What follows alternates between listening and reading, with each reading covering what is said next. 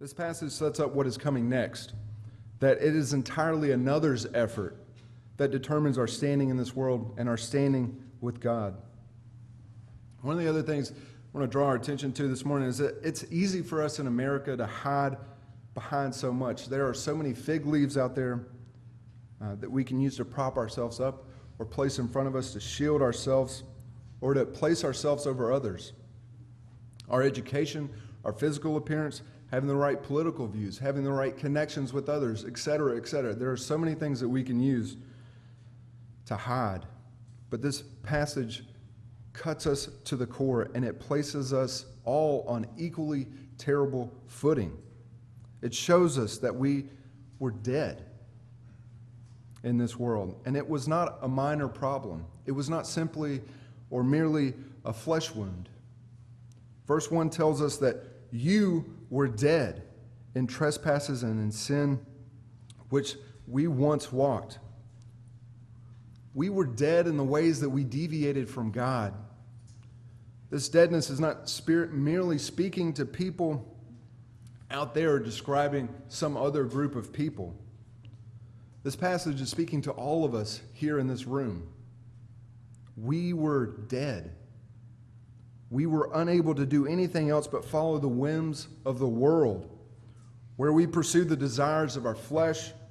It is not simply you were struggling, and all you needed to do was realize that you could pull yourself up by your bootstraps and make anything happen, even your salvation.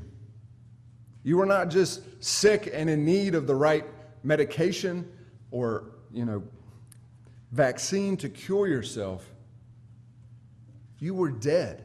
We were unable to do anything to bring us near to God. You were not simply adrift at sea, waiting for someone to rescue you in this world. We were sinking to the bottom of the ocean without any hope. So the gospel runs contrary to the American dream that tells us if you just put your nose to the grindstone, then you can accomplish all your dreams and aspirations. This gospel that we have is not about simply trying harder to get yourself into God's good graces. Your deadness communicates that you had no ability in yourself to do something right before God. Many of you have maybe heard of the poem Invictus, or maybe you've heard the last two lines of that poem. And it goes something like this: I am the master of my fate. I am the captain of my soul. This has been the rallying cry of so many. Often you can find it in a motivational movie or video. However, what Paul is telling us in these first three verses is that you are not the master of your fate. You are not the captain of your soul. Paul is forcing us to look at our sinful pride straight in the eyes and look to someone else other than ourselves for salvation. Because understanding our helpless condition should lead us famished and desired for what follows in verse 4. And verse 4 starts, but God. What an amazing statement in and of itself, but God. The first three verses are building up to the idea that unless someone with the proper power and ability steps in, then we are doomed.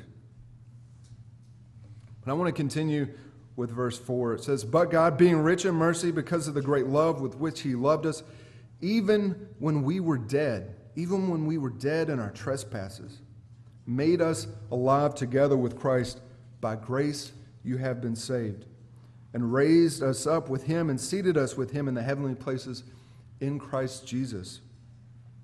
This is the power that Paul is pointing to back in verse 19 of chapter 1, the immeasurable greatness of His power. Our dead estate was on course away from God, dragged about to follow the impulses of this world.